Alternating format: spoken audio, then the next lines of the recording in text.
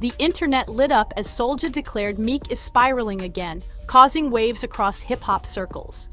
This isn't the first time Soulja Boy aimed his fire at Meek Mill.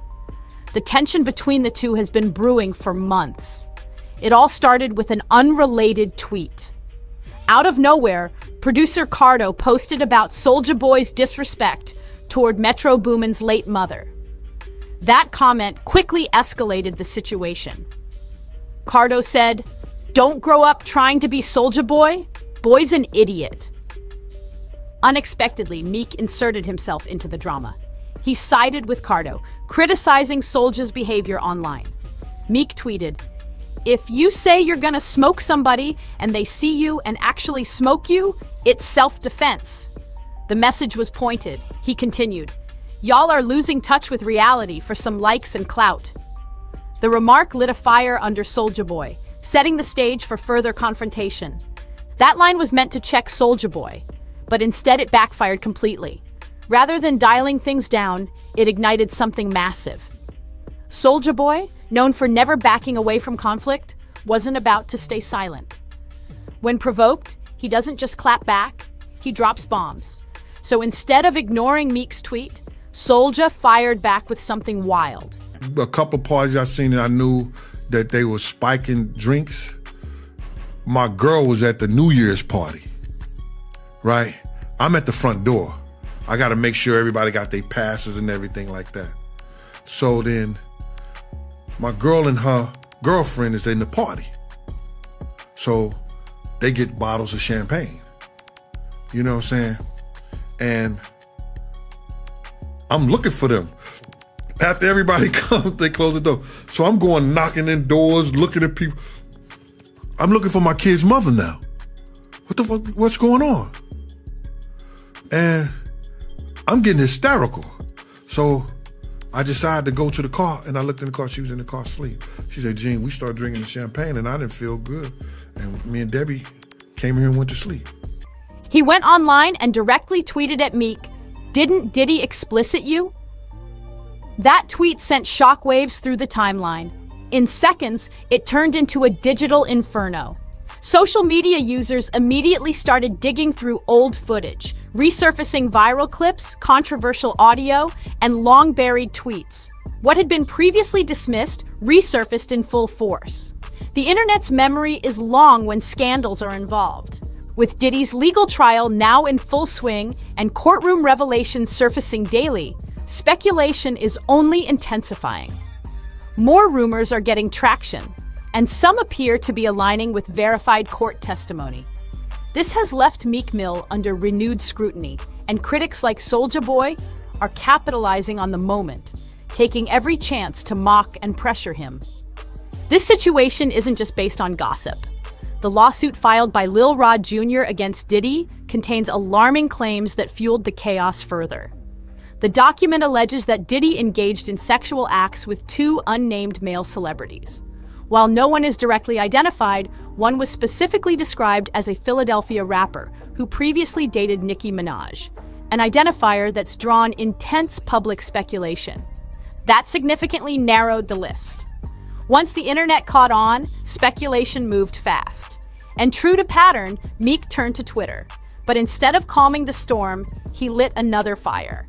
He posted so much that even neutral observers began questioning his reactions. Some noted that when things aren't true, there's usually no need to scream this loudly. Meek even claimed he was assembling an investigative team to find out who was allegedly trying to link him to the Diddy situation. But that statement backfired. It only raised more eyebrows. Because if none of it's true, why the panic? Why the sudden online campaign to defend a connection no one officially confirmed? Then came the real shock. One of Diddy's former bodyguards stepped forward and made serious claims. In an interview, he said he possessed audio recordings from Diddy's private events, what insiders are calling the freak-off nights. According to him, these weren't just wild parties. They were allegedly laced with manipulation and control. He said drinks were spiked so heavily that guests couldn't remember anything.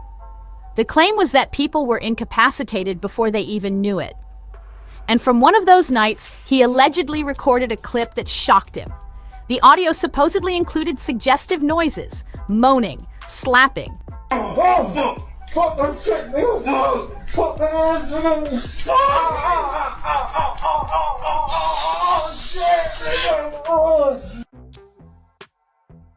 and someone yelling, "Yeah, daddy," unmistakably chaotic. And the bodyguard didn't leave it vague. He claimed the voices in the tape were Diddy and Meek. Not implied, not speculated, he said it outright.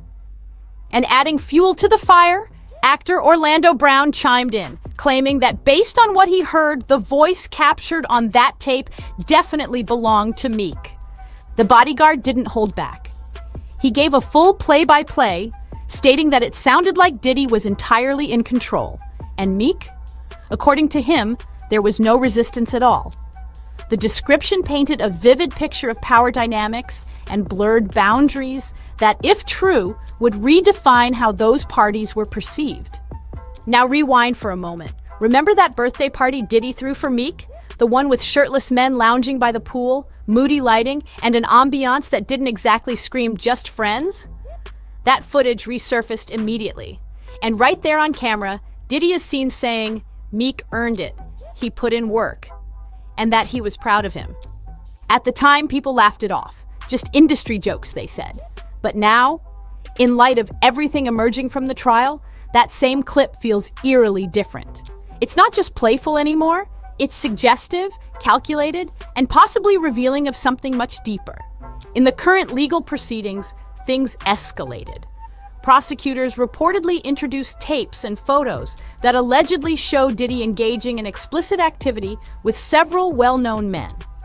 These materials were described as graphic and deeply unsettling. And once those were played in court, according to insiders, the room fell completely silent. One individual present claimed the audio was unmistakable, male on male, loud, raw, and extremely graphic. Every person in the room knew exactly what was being heard. And yes, Meek's name surfaced again, reportedly tied to one of the events under investigation. Now, Meek is not known for staying silent when controversy hits. How did you feel when you saw this lawsuit that made it seem as if perhaps Diddy and Meek Mill had sex? I mean, to each their own. And why would they not have sex when they're gay rappers? They. Do you think Meek Mill's gay? We all know he's gay. Who's we? Rick Ross knows he's gay. I didn't know. It's news to me. Everybody, Rick Ross knows. Historically, he responds swiftly, often flooding timelines with multiple posts. And this time, he did exactly that. He tweeted a statement that read, "Just to put that on public record, the craziest thing I seen at a puff party is coke vibes, and that's going on at all these parties. I'm from North Philly. I had millions since I was 23. It was a bold attempt to redirect attention away from the rumors. But for many watching closely, it raised even more questions. The statement, "I don't even want to be addicted to weed. Not judging, but I see it different," felt like an attempt to shift the narrative. It was clear this was another move to distance from the controversy. But distancing doesn't erase what's already in the public sphere, especially not when it's tied to one of the biggest scandals unraveling today. What raised more eyebrows was a specific lyric. "I hope they forgive me for what I did with Diddy." That line, originally overlooked by many, is now being scrutinized. In light of current revelations, it doesn't sound like a clever metaphor. It feels more like a quiet admission, a lyric hiding plain sight meaning that's only now being decoded. Just when the discussion seemed to quiet down, Soulja Boy reignited it, making sure the controversy didn't die out. And it wasn't random. It was strategic, calculated, and perfectly timed. One comment from him was all it took to stir the pot again, pushing the conversation right back into the spotlight where it had only just begun to cool. Online forums lit up again. Users started connecting old clips, resurfacing past statements, and dissecting every move. Social media became a forensic scene, breaking down everything, from lyrics to birthday party footage. One post claimed that Nicki Minaj was the one who originally recorded the now infamous audio. According to the theory, she allegedly held on to it, waiting for the perfect moment to release it. The user speculated that a third party was paid to take the fall for the leak, keeping the actual source out of the spotlight. The motive? Alleged revenge? Payback for past treatment and humiliation. That theory added a whole new twist to an already tangled web of claims, rumors, and implications that continue to fuel discussion. Another user chimed in, bluntly stating, "Meek Mill is really fruity." A simple comment, but loaded with meaning in the context of everything that has emerged. In this story, the court of public opinion is working overtime, and nothing, no lyric, clip, or tweet, is being ignored anymore. As the courtroom drama escalates and digital chatter refuses to die down, attention is now shifting to a more unsettling pattern: how silence from the industry has become deafening. While internet users dissect every lyric, post, and party clip, major artists and executives are choosing to stay quiet. The same figures who were vocal on other controversies now offer no commentary at all. What makes this more alarming is how many of these same voices once shared stages, collaborations, and business ventures with the individuals now under scrutiny. Their silence is not just absence. It's being interpreted as calculated protection. And in that silence, questions grow louder. Who knew what and when? How far do these connections reach? Behind the headlines and viral tweets, a deeper conversation is beginning to take form. If these events, parties, and recordings really happened over years, who turned a blind eye? Was this system maintained not just through coercion, but with complicity from powerful players too worried about their brands to intervene? More documents are reportedly on the way. Some insiders claim the next wave of court filings will include detailed timelines, photos, and perhaps even testimonies implicating more industry names. If that happens, the narrative could shift again, from individual scandal to institutional reckoning. And in all this chaos, one fact remains unshaken. The truth, once buried, is now clawing its way to the surface. It's no longer about one name or one night. It's about how a culture allowed certain behaviors to thrive unchecked. And that spotlight is only getting brighter. The fallout from this situation is already sending shockwaves across the industry, not just because of the scandal itself, but because it's forcing a public re-examination of the culture surrounding fame, power, and silence. Behind the music and glitz lies a darker blueprint, one where access and influence may have come with unspoken costs and coercive expectations. As legal pressure mounts, so does the speculation that more artists, executives, and insiders might be forced to speak. Industry veterans are reportedly bracing for subpoenas, with some quietly lawyering up in anticipation of being named or linked to key events. What was once a whisper campaign is fast becoming a storm of accountability. The parties, the footage, the NDAs, everything once thought to be buried is now resurfacing with context. Lawyers are combing through years of contracts and footage. Journalists are cross-referencing social media timestamps with court filings. And online investigators are flooding timelines with receipts, screenshots, and resurfaced interviews that suddenly carry a much heavier meaning. This isn't about one trial anymore. It's about a power structure built on mutual silence and hidden leverage, now unraveling in full view. The entertainment world is being reminded that the cameras never really stop rolling, and that whatever was done behind closed doors eventually demands its day in the light. And with every new revelation, it becomes clearer that this story is still in its early chapters. The real reckoning may be just beginning. This entire situation is spiraling into one of the wildest exposés the industry has seen in years. Allegations, recordings, and courtroom leaks, it's all coming out at once. And while some scramble to deny, others are staying suspiciously silent. The shift in narratives, the sudden flips, and the trail of evidence are impossible to ignore now. So what's your take on this massive turn of events? Is this a case of overdue accountability, or just another twisted chapter in the entertainment world's ongoing saga of power, fame, and exposure? The comment section is wide open. Drop your thoughts and theories down below. And if you're here for the raw breakdowns, courtroom bombshells, and real-time updates as they unfold, make sure to hit that like button, subscribe, and turn on notifications. Another explosive update is already on the way. Click the next video now to stay locked in. How did you feel when you saw this lawsuit that made it seem as if perhaps Diddy and Meek Mill had sex? I mean, to each their own. And why would they not have sex when they're gay rappers? They. Do you think Meek Mill's gay? We all know he's gay. Who's we? Rick Ross know he's gay. I didn't know. It's news to me. Everybody, Rick Ross knows. I hope they forgive me for what I did with Diddy. Real street forever. Welcome back to Fame Flux, where the truth behind fame gets exposed.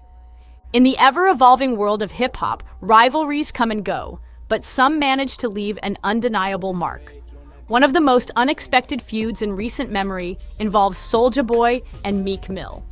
What started as a harmless back and forth online quickly escalated into something much more explosive.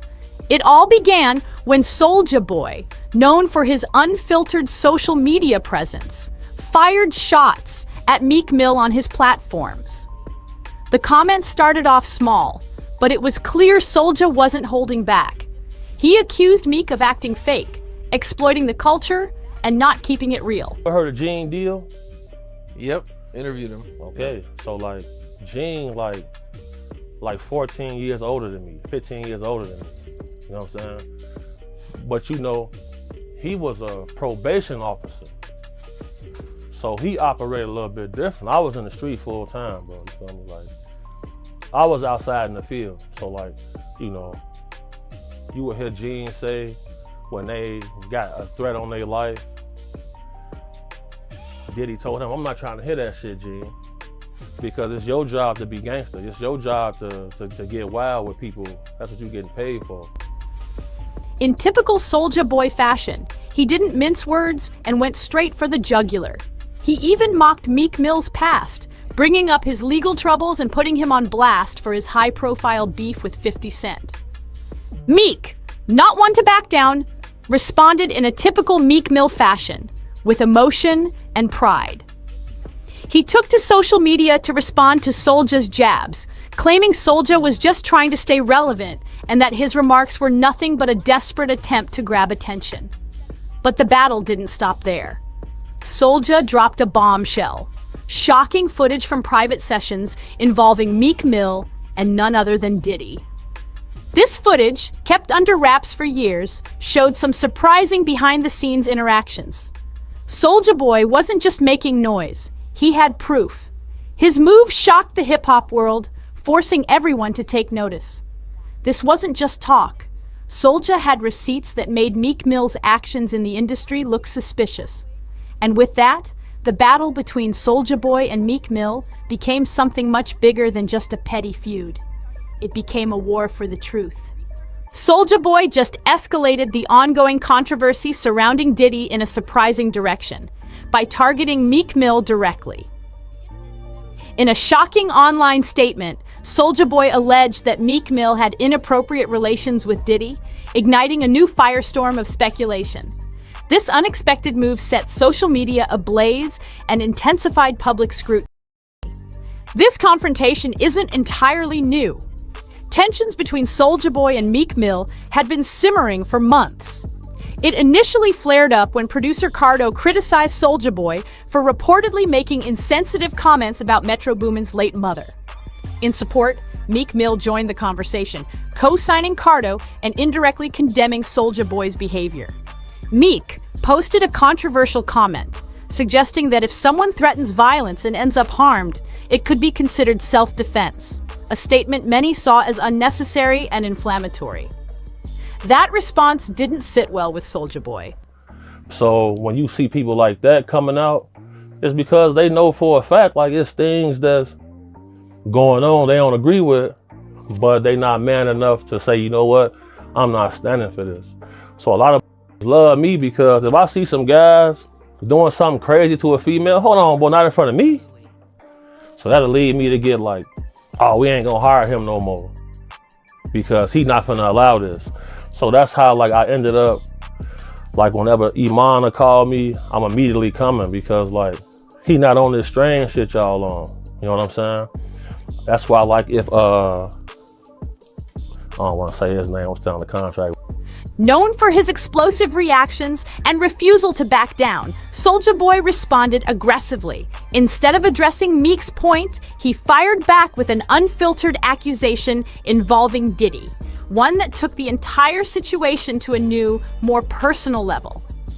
This wasn't just a petty exchange. It highlighted how quickly social media can turn tense disputes into full-blown narratives. What started as a separate conversation ended in a public feud between two high-profile figures. The online timeline erupted almost instantly, triggering a digital avalanche of resurfaced content. Old clips, controversial audio, and past tweets all returned to the spotlight. With Diddy's legal battle now unfolding in court and several disturbing rumors slowly gaining legal confirmation, attention has shifted sharply toward those once thought to be on the sidelines. Meek Mill, now under renewed scrutiny, appears to be at the center of unwanted speculation. Critics and rivals, including Soulja Boy, are now taking aim, using this moment to publicly mock him. But what began as online jabs soon gained weight with developments in the legal arena. The civil lawsuit filed by music producer Lil Rod Jr. against Sean Combs included explosive allegations. Court documents reference two unnamed male artists allegedly involved with Diddy. One described specifically as a Philadelphia rapper with ties to Nicki Minaj. That limited the possible identities, and it didn't take long for the internet to make assumptions. Rather than ignore the speculation, Meek responded with a flood of tweets. Instead of diffusing the situation, the volume and tone of his posts only fueled more debate.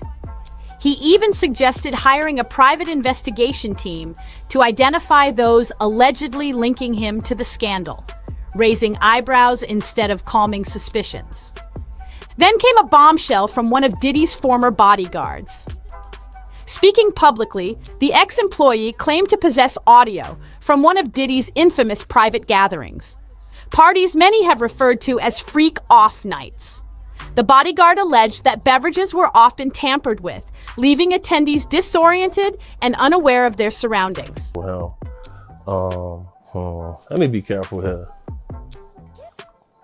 Let me be careful here, man. Let me be careful, because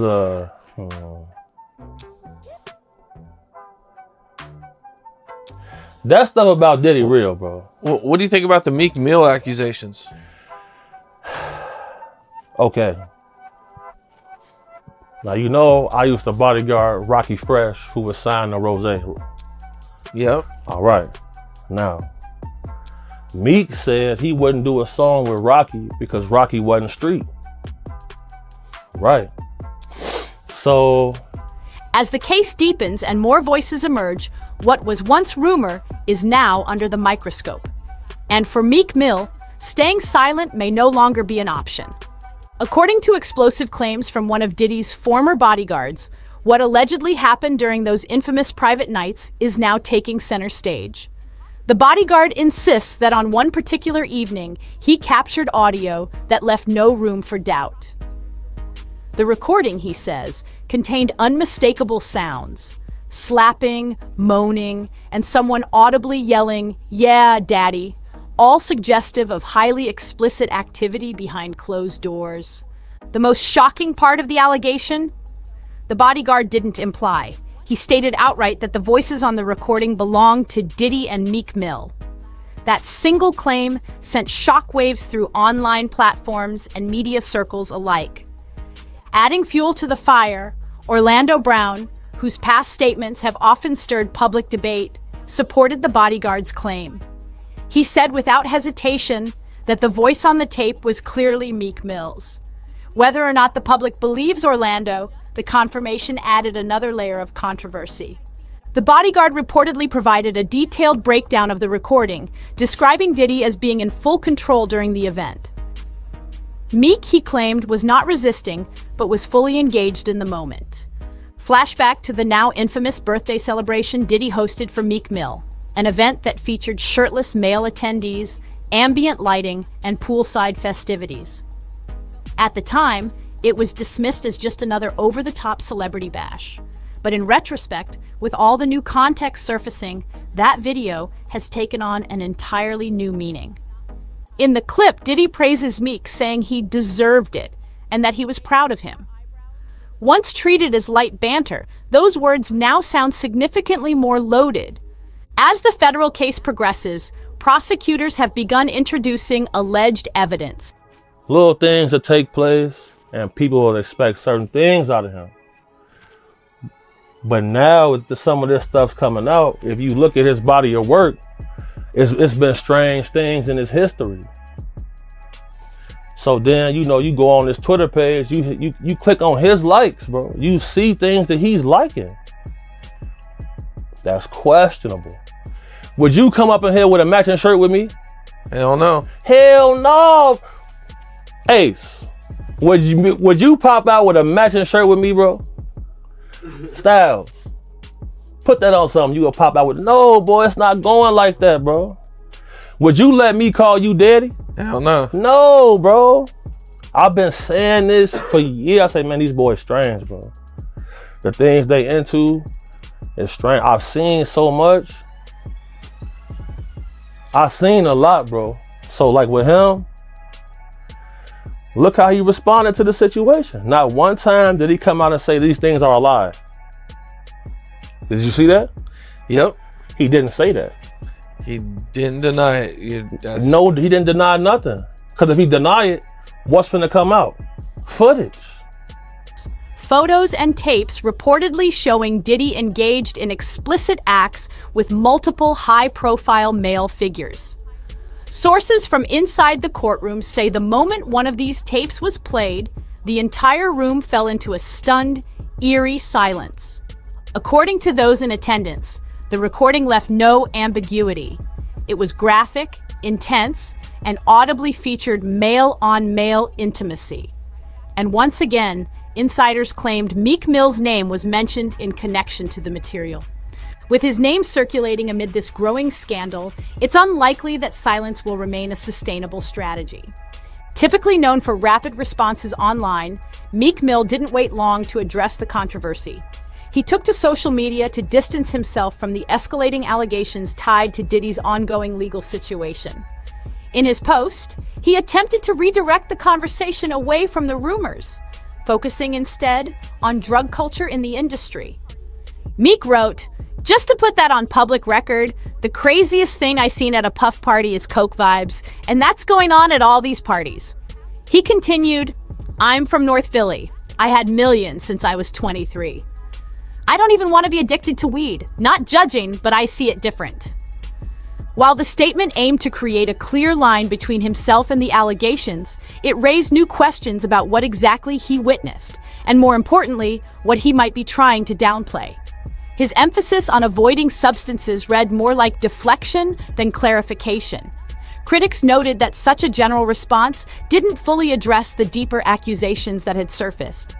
And then there's the lyric. Day 10 of Diddy's trial, I saw the tearful testimony from a former Diddy employee who'd spent years in his inner circle. She claims that he kidnapped her and threatened to kill her. In just a moment, my team of legal experts and court insiders will go through what we heard from Capricorn Clark. Now, her testimony is critically important to the prosecution because her job put her inside the core of Diddy's business empire. Now, Clark testified that she was kidnapped, her words, when Diddy found out that Cassie Ventura was dating Kid Cudi. She also told the jury today about the multiple times that Diddy had threatened her own life. One that continues to circulate widely online. "I hope they forgive me for what I did with Diddy." When that line first appeared, many brushed it off as just another rap bar. But in light of the current scandal, it's being scrutinized under a new lens. What once seemed like a throwaway lyric now echoes like a cryptic confession. With court documents, audio leaks, and eyewitness accounts stacking up, even the smallest statements are being examined for hidden meanings. For many observers, that line no longer feels like metaphor or exaggeration. It feels like part of a puzzle slowly being solved. Meek's attempts to distance himself are loud, but silence on certain specifics may end up saying more than the tweets ever could. As the case continues unfolding, the public scrutiny intensifies, and vague denials may no longer be enough. As the investigation into Diddy's alleged misconduct deepens, questions surrounding Meek Mill's involvement continue to grow, not just because of what's being said in court, but because of what's not being denied. Legal analysts have pointed out that despite multiple online posts, Meek Mill hasn't directly addressed the core claims being circulated. Behind the scenes, sources close to the case have hinted that more digital evidence may be in possession of federal prosecutors, including during her very first day on the job. And she said that Diddy had final approval over every aspect of Cassie's career. Now, Clark, she worked for Diddy on and off for more than a decade, starting first as a personal assistant in 2004. And what she alleged happened in December of 2011 may be the most shocking. That's when Diddy discovered that Cassie was in a relationship of some kind with Kid Cudi. She said that Diddy banged on her door around 6 o'clock in the morning, holding a gun and furious she didn't tell him about Cassie and Cudi. Clark says to the jury, quote, "He just said, get dressed, we're going to kill this N-word." And when she tried to protest, she said Diddy told her, "I don't give an F what you want to do, go get dressed." Now, Clark said that she was then swept into a Cadillac Escalade. They drove to Kid Cudi's home, and she claimed that Diddy and one of his security guards then went inside the house. This reportedly includes encrypted messages, metadata from event security systems, and potential eyewitness statements, some of which allegedly place Meek at more than one of Diddy's now infamous gatherings. Industry insiders say federal agents are also reviewing financial transactions tied to these exclusive events. Private jets, rental mansions, and party security services were all reportedly paid through corporate intermediaries, potentially designed to shield high-profile guests from exposure. But investigators now believe these ledgers may reveal far more than just who attended. They may expose how certain individuals were compensated or incentivized to participate. While no charges have been filed against Meek Mill, the mounting speculation is beginning to affect public perception. Sponsors are reportedly monitoring the situation closely. Analysts in the entertainment world warn that even unproven associations can trigger serious brand consequences, particularly when linked to ongoing federal trials involving trafficking, coercion, or exploitation. Moreover, the legal team representing one of Diddy's accusers has filed motions requesting the court to compel certain celebrities to testify. Though names have not been released publicly, many believe Meek could be among those summoned, especially if the audio, photos, or messages suggest any level of awareness or complicity. With every court date, more details are leaking and more reputations are at risk. The entertainment industry is bracing for fallout that could permanently alter the careers of several artists. As the federal case moves forward, one thing is becoming increasingly clear. This scandal may just be in its early stages. Just when it seemed like the conversation was quieting down, Soulja Boy reignited the entire controversy, and it wasn't accidental. His timing was calculated, knowing full well that stirring up old allegations would send the internet back into full investigation mode. And that's exactly what's happening now. Social platforms are buzzing again. Users are reanalyzing every piece of audio, every photo, and every court leak, trying to connect the dots between public statements, music lyrics, and previously overlooked footage. Theories are now emerging that suggest more than just coincidence. Some are claiming strategic leaks, orchestrated revenge, and delayed exposure. One widely circulated theory suggests the infamous audio may not have surfaced randomly. Some claim it was being withheld until the perfect time to maximize impact, possibly even under someone else's direction. Others insist the public backlash has only scratched the surface of what's coming next, especially as federal investigations widen their scope. Now that courtroom proceedings continue to validate some of these long-standing rumors, what was once gossip has begun to shift into something much more serious. Alleged connections are being scrutinized, and reputations are hanging in the balance. So what's your take? Has the industry finally reached a point of no return? Are these just rumors amplified by internet noise? Or is the truth about to explode in full detail? Share your thoughts in the comments below. If you're here for verified updates and the real story behind the headlines, hit that like button, subscribe, and turn on notifications. The next chapter in this story is coming fast, and you won't want to miss what happens next. They call them fun boys. They'll say, we gotta have some fun boys in the section for Busta. Bro, Busta Rhymes wanted him in his section so bad. Like, what? Pulled him to the section, like through the rope, and tucked him off in the corner. So I'm looking like, well, he ain't come with us. Was this big ass flip mode chain that was blinding me. So I look at the chain and I'm like, and I look up, I'm like, rare picture of Busta Rhymes and Diddy's boyfriend having a good time.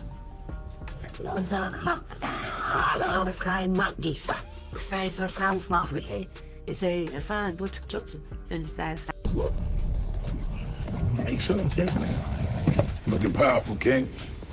You're looking great, King. Looking amazing, King. Busta Rhymes is currently caught in a wild storm, being targeted by someone from his past. A so-called former associate now threatening to shake things up in a major way. Word is, this individual is holding on to something explosive. A private video that allegedly shows Busta in a very compromising situation, and it's got his whole circle on edge. We're talking serious heat here. This isn't just gossip. It's the kind of footage that could damage reputations overnight. Busta's camp is already on high alert, ready to bring legal fire to anyone trying to leak it. They've made it clear, if this tape drops, lawsuits are flying fast, and this person's pockets might end up emptier than ever. As expected, the rumor mill has exploded. Oh, yeah. Super zest monster. For sure, bro. That's my thing, bro. Like, this been common knowledge, though. Like, all my promoter homies would always say, man, you know, we gotta bring some, we gotta bring some, what they call them, I'm not gonna say it on here. They call them fun boys. They'll say, we gotta have some fun boys in the section for Busta. Cause, you know, I bodyguarded for Ghostface Killer before, you feel me? And being around him, you hear things, you feel me? I'm like, damn. And my auntie like the biggest Busta Rhymes fan, you feel me? Like every cookout she playing it. Everyone's out here tossing in their theories, trying to connect this situation to Busta's past. Whispers are circulating like wildfire, with folks tying him to old relationships and secretive scenes from back in the day. Some believe this mystery man is one of the so-called fun boys that Big Homie CC spoke about on The Art of Dialogue. Big Homie hinted Busta had connections with certain individuals who were living double lives, linked to the streets, but keeping personal matters under wraps. That claim lit the internet up instantly. Then there are others pointing fingers at folks from Busta's late 90s and early 2000s circle. Back when the hip-hop scene was thriving and full of wild characters, some remember Busta stepping out at award shows alongside a well-known trans woman. And let's not ignore the bold, eccentric outfits he used to rock. Those fits definitely fueled conversation back then. Now, an old photo has resurfaced, showing Busta allegedly leaving a pride event with a trans woman. That image has reignited the whole firestorm, throwing fresh gasoline onto an already blazing situation. Whether true or not, the internet is running with it like there's no tomorrow. And of course, the talk about Busta attending Diddy's infamous parties, those so-called freak-offs, has only stirred things further. The narrative is growing wilder by the day, but Busta's not sitting back quietly. He's gearing up to respond with full force. Here's what makes it even messier. Some in the community aren't exactly backing Busta. Why? Because over the years, he's made comments that were seen as hostile toward openly gay artists. So now, the tables have turned. and not everyone's rushing to defend him as this unfolds. Whenever the topic of openly gay rappers came up, Busta Rhymes would always get real tense, like he was ready to shut everything down. He once straight up walked out of an interview after being asked about gay artists gaining recognition in hip-hop. And in that heated moment, he made it clear. What he represents culturally doesn't align with openly gay men in the game. But now, the tables might be turning in the biggest way possible. The burning question is, could this alleged Fun Boy tape be the one thing that cracks Busta's entire image? Is it showing more than just a man guarding his privacy? Could it be revealing something deeper? Something that could completely flip the script? So who exactly is this mystery man? This rumored ex who's supposedly holding on to explosive footage? What's really on that tape? And how deep does this whole situation run? It's time to dive into the details and uncover what might really be going down behind the scenes. Word on the street is that Busta Rhymes is seriously stressing right now. These fresh rumors say one of his alleged former lovers is threatening to expose a private video, one that could show Busta in some very compromising positions. And this isn't just idle talk. This person's supposedly looking to auction it off on the dark web to the highest bidder. Insiders say Busta's inner circle is scrambling hard, trying to get a handle on the situation before it explodes. The energy is tense, with sources describing his team as being in full damage control mode. All his little fast rapping, all of that, him and Craig Mack playing that. Bro, on my soul, I'm out with a group of people. At this time, I was with Don Benjamin. You familiar with him? No, never heard of him. Model dude, like a model guy. He be doing like some rapping and stuff. His name Don Benjamin. I'm out with Don Benjamin. And the club we ended up going to, Busta Rhymes in there. So it was a little lawyer guy that was with us. And the little lawyer guy we was with, you know, he was a gay dude, super cool, feel me, good guy. Bro, Busta Rhymes wanted doing whatever it takes to block the leak. Busta himself is reportedly panicking over the possible fallout as the internet starts to buzz with speculation. And while nobody knows exactly what's on this tape, fans aren't holding back. They're connecting it right back to those stories that Big Homie CC shared during his Art of Dialogue interview. In that sit-down, Big Homie made bold claims about Busta's alleged interest in Fun Boys, saying that whenever Busta hit the club, he'd send his crew out hunting for the youngest, finest dudes, bringing them right back to his VIP section without hesitation. Big Homie didn't stop with just rumors. He came through with a wild story that's now setting the internet on fire. According to him, one unforgettable night at the club involved actor-model Don Benjamin and his friend, who happened to be openly gay. Big Homie said that the moment Busta laid eyes on this guy, it was like something switched. He locked in instantly, snatched the dude up, and dragged him right into the VIP section like he was claiming territory. And here's the kicker. Busta didn't let that man out of his sight the entire night, held him close, treated him like VIP within the VIP. But this wasn't some one-time moment. According to Big Homie, this was standard practice. Every time Busta stepped into a club, the promoters already knew what to do. The mission? Find the best-looking men in the room and escort them straight to Busta's section. No questions asked. That wasn't just gossip. It was the kind of routine people had come to expect from the scene behind the scenes. Big Homie also shared how Busta would gas these guys up, complimenting them non-stop about how fine they were. And once he got them in his VIP area, he kept a close grip, like he wasn't letting anyone slip away, no matter who was watching. The behavior, as described, didn't leave much room for doubt. Then Big Homie dropped one of the heaviest claims yet. People in the industry have allegedly been aware of Busta's rumored double life for over a decade. And when asked why no one ever came forward, Big Homie kept it blunt. Too many dudes still want to be in that VIP section, enjoying the perks of being close to someone with major pull. But then he shifted the conversation into darker territory. him in his section so bad, like, what? Pulled him to the section, like through the rope, and tucked him off in the corner. So I'm looking like, well, he ain't come with us. Well, I know he was in the little group. So if I go out with somebody, like a group of people, I try to make sure everybody get there together and leave together. No, he stayed with them. He stayed in there with them, bro. For sure, bro. You ain't never heard about this before, have you? Bro, that's common knowledge, bro. Like, if you in the mix, bro. If you in the mix, like I've been in the mix, you know this, bro. How long has it been like this known about Busta Rhymes? Dropping what he called real truth that rarely gets spoken out loud. He brought up Busta's history of anger issues, particularly his reputation for putting hands on women, and suggested it might be connected to deeper internal conflict. According to Big Homie, some down-low men in the game, like Diddy and allegedly Busta, carry heavy resentment toward women because of the secret life they're trying to keep hidden from the public eye. And this ain't just Big Homie's opinion. There's actual research backing it up. Studies have shown that internalized homophobia can be strongly linked to aggressive behavior, including domestic violence. It's a pattern that runs deeper than gossip, and it's shedding new light on the situations surrounding Busta Rhymes. When it comes to Busta's stance on sexuality, his history speaks volumes.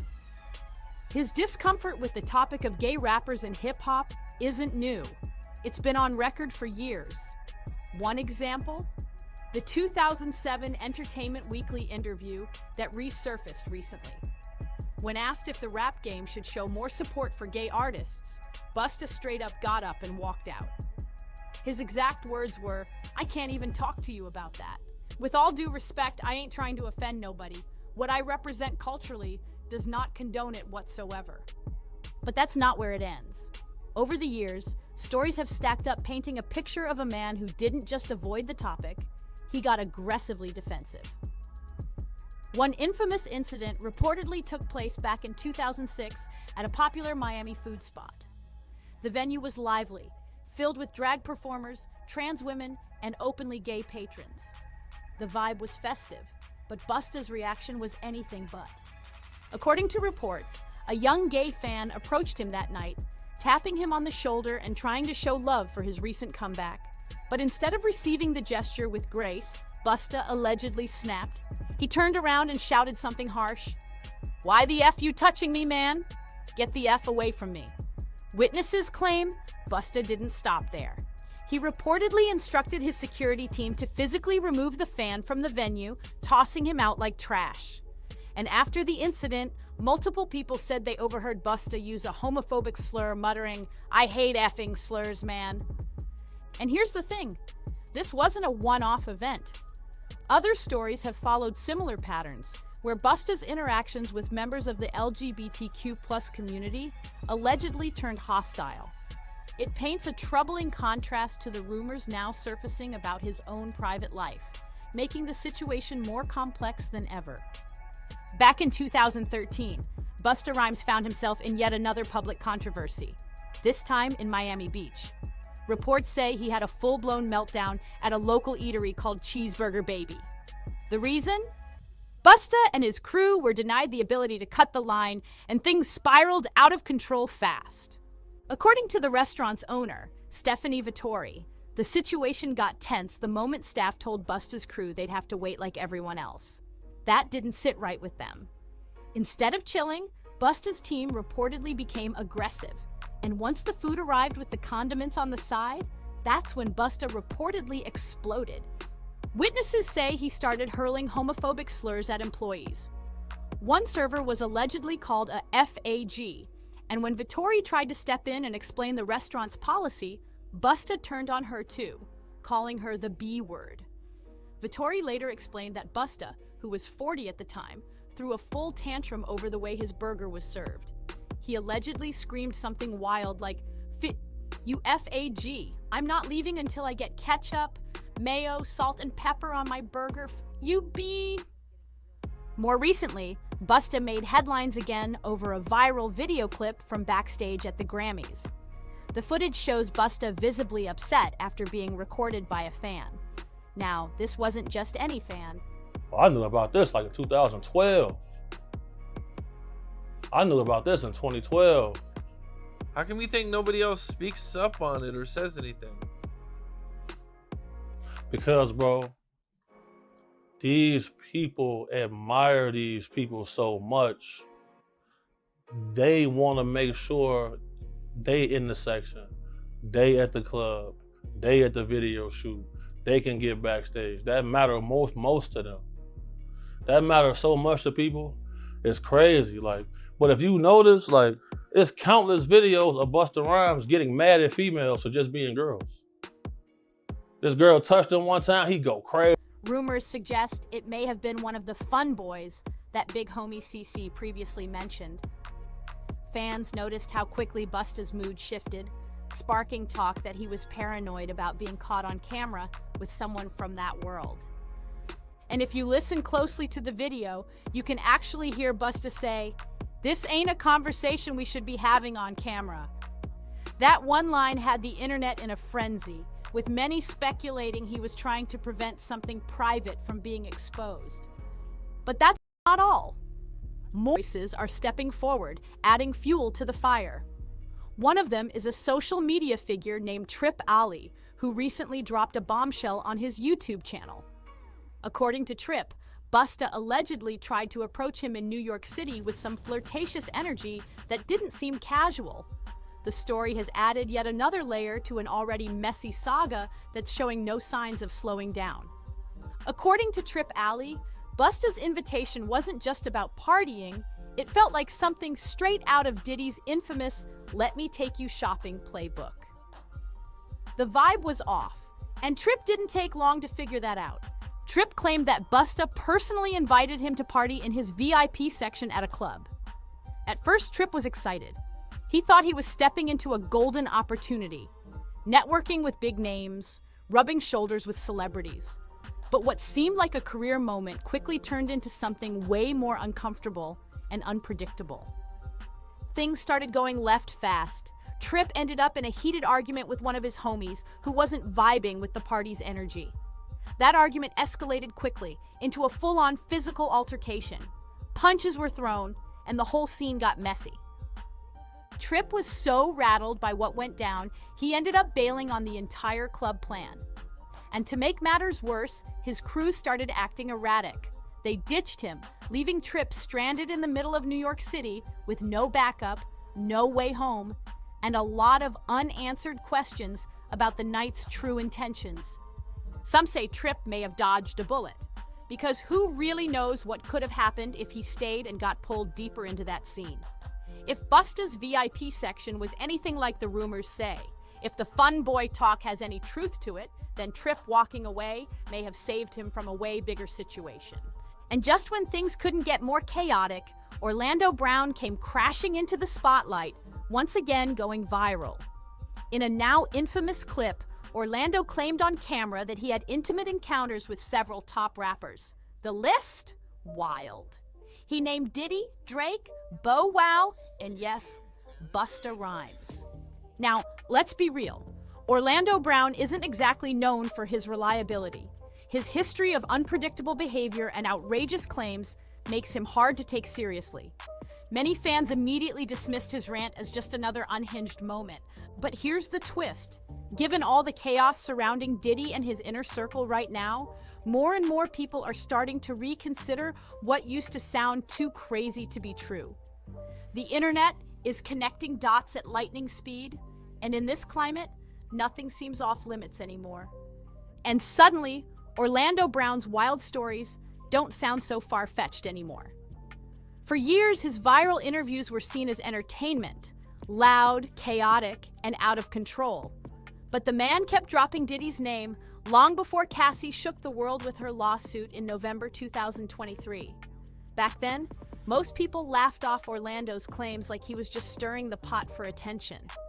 It all felt like a running joke, another strange chapter in the saga of Diddy's rumored double life. But now, with Diddy facing serious legal heat, folks are taking a second look.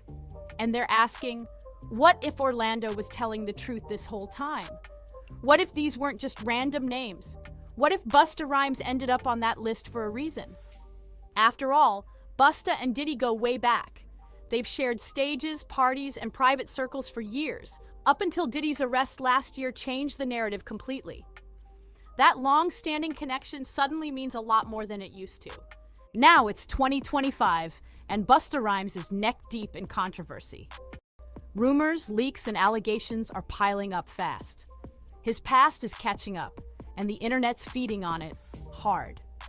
Between the supposed Fun Boy tape, accusations about how he treated women, and his history of alleged hostility toward gay fans, Busta's private life is unraveling out loud. Big homie CeCe's jaw-dropping claims about Busta's club behavior, the trans women rumors from the 90s, and now Orlando Brown stepping into the mix? This drama isn't slowing down. In fact, it's only getting crazier by the minute.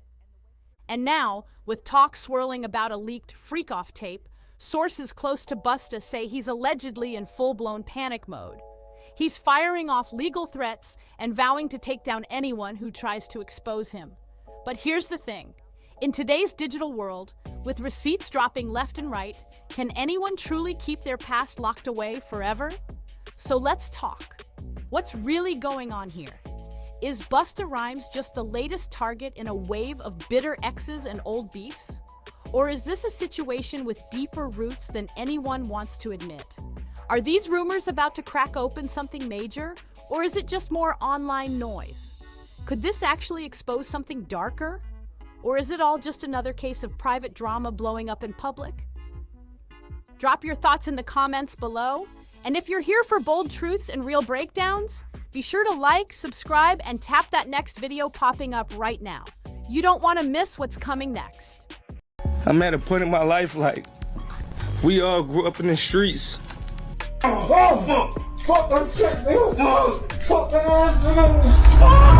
Nicki Minaj has remained completely silent throughout the ongoing Meek Mill and Diddy controversy, but that silence might be the most powerful move yet. After Jaguar Wright publicly claimed that Nicki was the source behind the now infamous audio allegedly capturing Meek and Diddy in a compromising situation, online investigators quickly began piecing things together, and the evidence doesn't seem to favor Meek Mill at all. While Nicki has made no official statements, the timing of everything is raising serious questions. The way it's playing out, it almost feels calculated, like Nicki may have been holding on to this piece of information for years, waiting for the exact right moment to dismantle Meek's carefully constructed public image. A calculated silence can speak louder than any post or tweet. This comes as Meek tries to reshape the narrative, positioning himself as someone manipulated by Diddy. But if it's true that Nicki released the audio, then she knows firsthand how far things may have gone. That detail alone shifts the entire conversation. It's no longer just about viral clips or cryptic messages, it's about potential long-term fallout. And if Nicki finally decides to speak up, this could mark the beginning of the end for Meek's credibility in the public eye. Back in March of last year, a certain audio clip surfaced that sent the entire internet into a frenzy. It quickly changed the tone of the conversation. A leaked audio recording allegedly captured a moment between Diddy and Meek Mill that quickly escalated into widespread speculation. The content of the clip didn't suggest anything platonic, and social media users immediately began dissecting every second, analyzing the voices, sharing timestamps, and breaking it down on podcasts like they were in a courtroom. What's this, the blender, the mixer? I forgot this. Mixer. The mixer. Can you hear me good? Can you hear while this is on? Somebody just asked a wild question. Go ahead. Was Puffy really a fun boy? Listen, I never seen him in the act with another man alone. Now, he's that type of dude, he'll take his girl, his baby mama with you and your girlfriend and your mans in them, and they'll go out and they do all kind of freaky shit with each other together. You know what I'm saying? The only fun boy shit that I ever seen him do, we was in one of those, Meek Mill responded swiftly, claiming the clip was artificial intelligence generated. He called it a deepfake and described it as part of a high-level smear campaign. In a series of posts, he suggested he was being targeted for having a powerful voice and blamed the situation on bots, digital warfare, and coordinated attacks. He tried to frame the situation as an elite takedown. but many online weren't convinced. Long before the audio surfaced, speculation about Meek Mill's unusually close connection to Diddy had been circulating. These weren't just industry-related connections. There were reports of hugs, private gifts, frequent travel together, and what appeared to be an overly familiar dynamic between the two. The signs had already raised eyebrows, so when the audio dropped, it didn't come as a surprise. For many, it confirmed long-standing rumors. The real shock came next, when Jaguar Wright entered the discussion and leveled a bold accusation. She pointed directly at Nicki Minaj, claiming she was the one who recorded the infamous audio during an exclusive party at a Calabasas estate, known for its wild atmosphere and off-the-record behavior.